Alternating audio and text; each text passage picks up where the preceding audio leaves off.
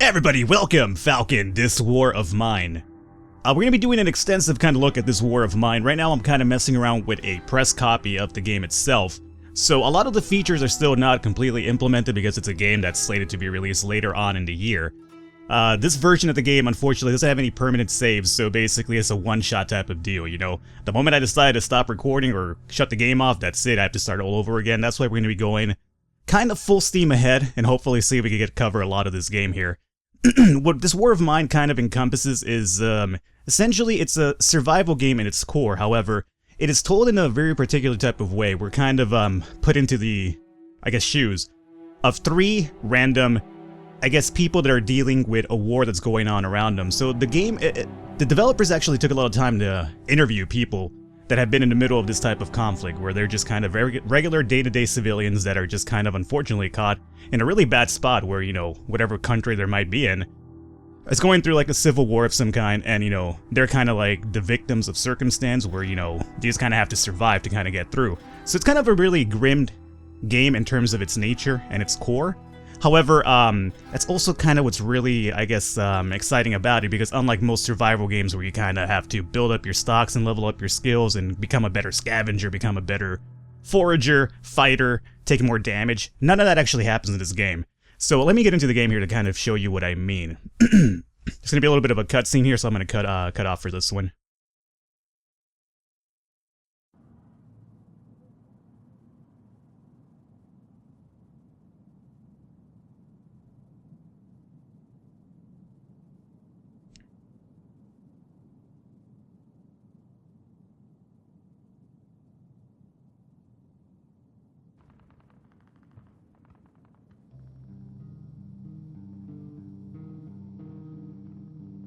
So much like we saw there, right?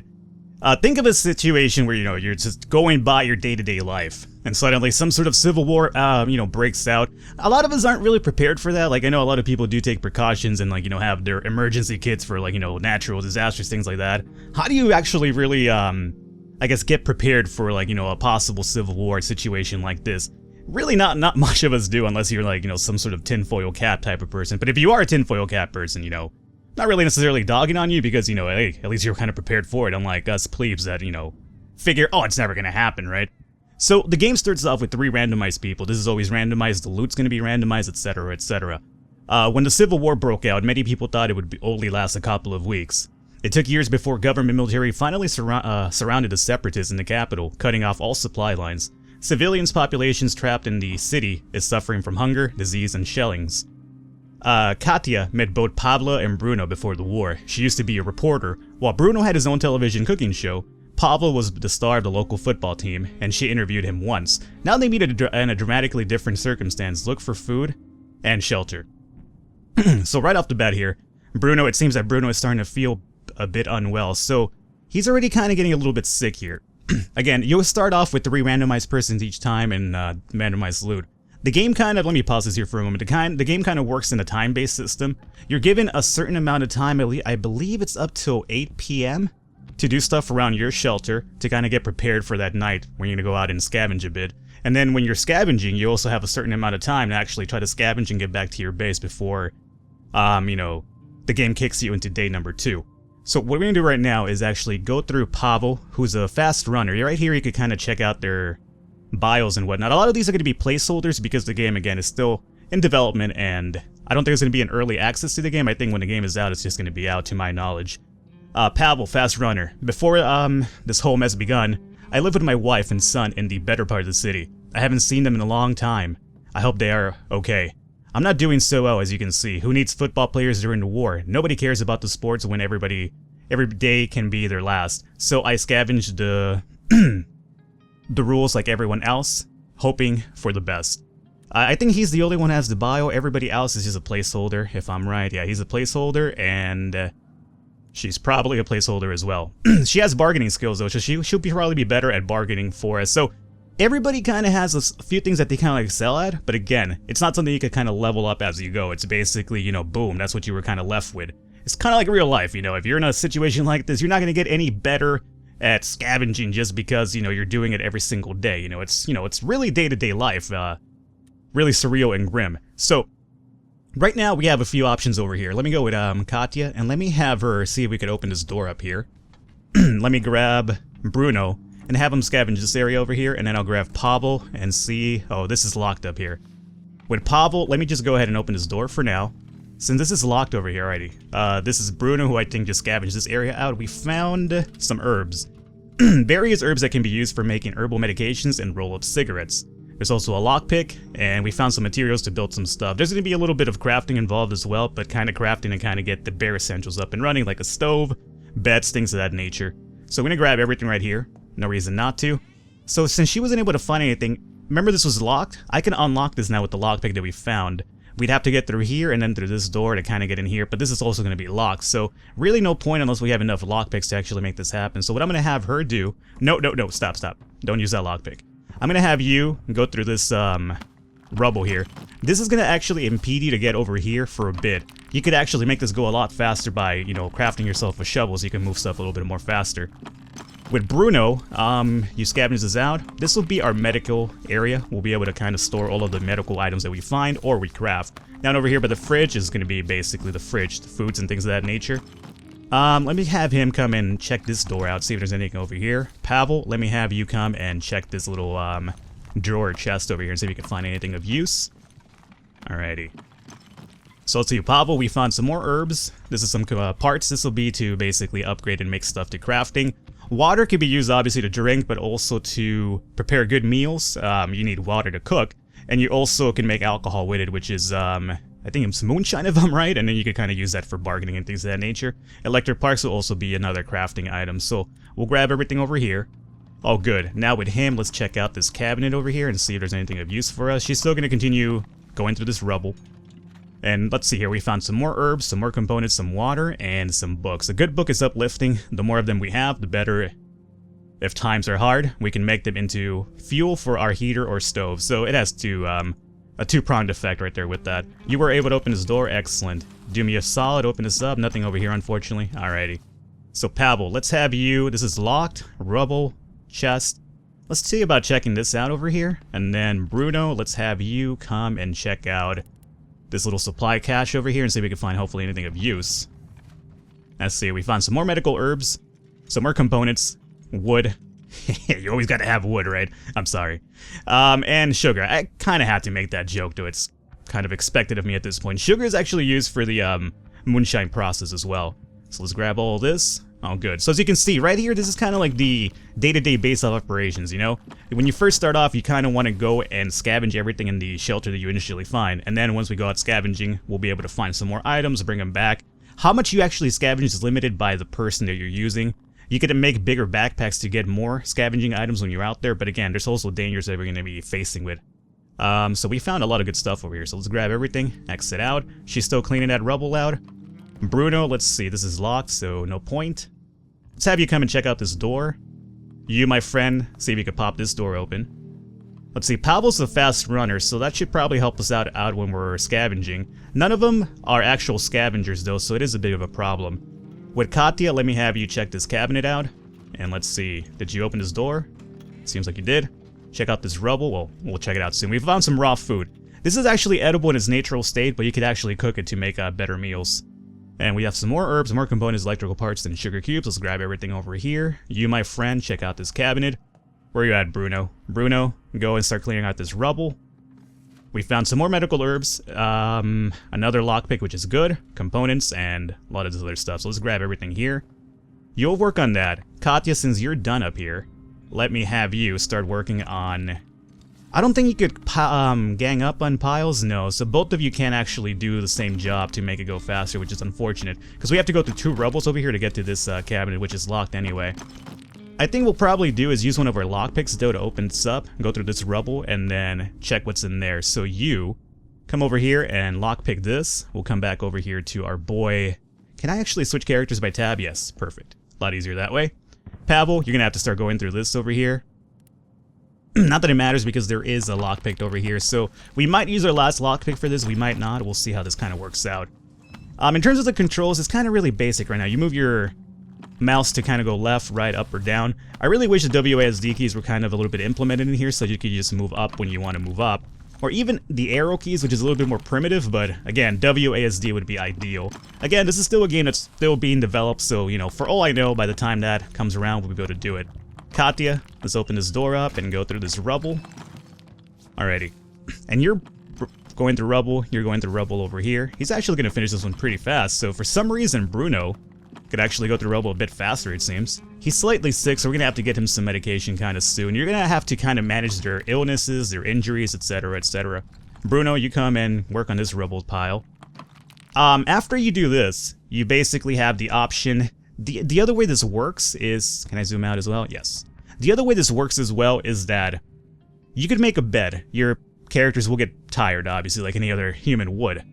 Your characters get tired, so you can have them rest. However, you're going to have them rest in the shelter, which is going to have to take in real time. You can't necessarily have them rest, skip to the nighttime, which you could do by going to the end day, and then expect when nighttime comes around to be rested. Unfortunately, it's a little bit more detailed than that. You actually literally have to wait out here until they actually rest up, which, you know, could be a problem for some. You know, I'm not exactly too crazy about it. I would love a little bit of a option to skip it. I'm not sure if that's going to be in the final product itself. I hope so, because, you know, unfortunately, especially with gamers nowadays, I fall into the same category where I get a little bit impatient myself. So it's kind of like, you know what, I like what you're doing here. I like the idea of it. I just don't unfortunately have all the time in the world to kind of sit here and wait till Pavel rests up after a night of scavenging, you know? So he's done over here. Let me have Pavel just use the last lockpick on this one. Might as well. She's done with this rubble, so let's check out this cabinet. Here comes nighttime. So it was before 8 o'clock. So we didn't completely finish doing what we're doing, which sucks, but not really a big deal. Now, nighttime, this is when you're going to go out here and scavenge. This is where a lot of the danger is going to actually come into play, because you're going to have to keep your characters safe from, you know, possible other scavengers, soldiers, separatists, etc., etc., amongst other things that I'm still not aware of. Again, I'm, you know, practically kind of new at this game as well. I've taken it for a few runs. I probably survived up to day 10 before I had to stop playing, because again, there's no save feature just yet. So when it comes to nighttime over here, Bruno, you're not going to be the scavenger. Bruno could only scavenge up to 10 items, so he's slightly sick. Let's have him just sleep. He'll be able to sleep, but he won't be able to get a good night's rest. So you need a bed for that. So he'll probably sleep, but then the next day it'll be like, you know, oh, I didn't sleep too well. And it's going to be kind of like a little bit of a negative, I guess, buff to your character for that day.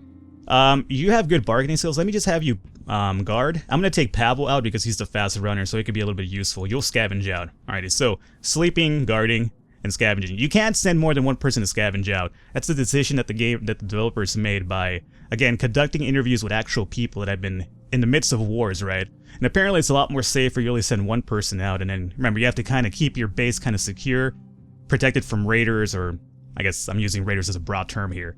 So Pavel, you're going to go and check out, I guess, the abandoned cottage. Doesn't seem too bad. And we're going to prepare. Let's go.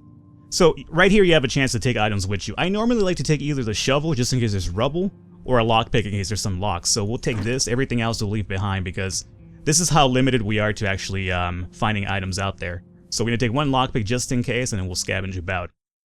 And this is kind of like the second part of the game itself, the actual scavenging, the danger part. Here you could actually get in combat. However, I'll let you know right now that your characters aren't exactly the best fighters. It's a realistic type of, almost simulation in a sense here, so don't expect yourself to level up and be like, oh, I could beat down this person with my fist now because I fought another person. It doesn't really work that way. So let me have him scavenge over here. We found some pistol shells, which are actually pretty good to make our own rounds of bullets, and gunpowder. So obviously if you compare these two together, you could get some bullets here. You're gonna have to actually make a workshop to make that happen though. So we're gonna grab all of this for now. Again, we might actually leave some of this behind if I find something more important as we continue scavenging out here. So we'll exit out. This little red marker is actually showing me that there is noise over here. So that might either be, you know, rats, animals. It could be somebody else in there that's already scavenging and we might have to be careful about. So what I'm gonna do is actually take a peek in here. And it seems that it's just a little mouse. So not a big issue right now. Instead of opening that door though, let's go downstairs and see what we could find down here. See if there's anything of use. Another cabinet just hanging out over here. Let's check this out with Pavel. What do we got? We got some quality roll-ups, you know, probably some zigzags or something. We have some fertilizer. This is organic waste that we can use as fertilizer in our garden to grow herbs or vegetables, or to bait traps for small animals. You can make traps here, and I guess you could kind of coax small animals out with fertilizer. To obviously get some food supplies. We're talking about rats here, but again, it is a war type of situation. You know, if you have to survive with rats, you'll have to survive with rats. And we found some weapon parts to make our own weapons. This doesn't only just include guns, you could actually make knives and, other, more hand-to-hand combat weapons that are more believable than, us crafting our own gun out of parts. So here again, we're kind of limited now. We can't grab everything because I've kind of loaded this up already. So I'm going to take the electrical parts we could use for something. I'll take the weapon parts. We'll take the components because you should be able to stack to that. Then over here we could either do the roll-ups or the fertilizer. I'm going to go with the fertilizer. Let's see. So that's about it, huh? Yeah, we can't take this with us, so I could leave something behind for this, but honestly, wood and components are actually kind of really important to get early on so you could build your workshop. So I'm going to leave that behind in case of that. Now, let's go over through this side. And again, I'm going to probably more than likely end up leaving a few of the items I picked up right now behind if I find something more important. What's more important? Well, food, obviously. Medical supplies, things of that nature. I don't think I have to peek because I don't hear any noise over here, so let's just continue going forward. Usually in the first house, all this is actually randomized, so don't expect to find the same things on every single house, every run. But normally in the first house, there's going to be no danger. Usually you run into danger probably in the third or fourth place that you check out. So right now we have some more components. I could probably grab a few more of those to stock up to 4. Wood, I could probably grab 1 more, I would say. Electrical parts, I should be able to grab this as well. Good. And then this over here we can take. I should be able to grab this though, right? Yes. So I can't grab more components or wood. Is there anything over here that I kind of want to leave instead of this? Yeah, not really. I think we have a pretty good thing going on here. So we can always come back and get the rest of it. It just takes a little bit of time because, again, you could only send 1 scavenger out every night, so it's a bit of a slower process. Here we have nothing but wood, which isn't bad because you need wood to actually make your beds to get rest early on. Let me actually leave you behind, and let me grab the wood instead. Alrighty. Is that enough wood to make our beds? I hope so. I'm not entirely sure. I don't really quite remember the actual recipe for it. So we're done over here, nothing over here. Excellent. So let's go up now. If you double click, he'll run, and if you click once, he will just kind of snoop around to not make that much noise. Let me go through this one. There's going to be a painting over here we can kind of observe. And over here we found some more of this. Let's actually grab that. Perfect. Components, can I stock some more? Yep. I could go up to 4 with that one, I believe. And more wood and more components already. So we'll keep that in mind. We'll probably have to come back later. Hopefully here we can find some food, because I don't think we have any so far. Perfect. Canned food is basically the best one you can actually find. So I will be leaving you behind for food, obviously. No questions asked about that. Raw food and then this. I'm going to probably take the raw food. Meaning, you know what? As much as I hate doing it, fertilizer. I'm not going to be making any traps anytime soon yet, so I'll just come back for you. Food is a little bit more important, so we'll grab that. Components, sugar cubes to make our moonshine, and water. Water would be pretty good as well. But I'll hold off for it for now.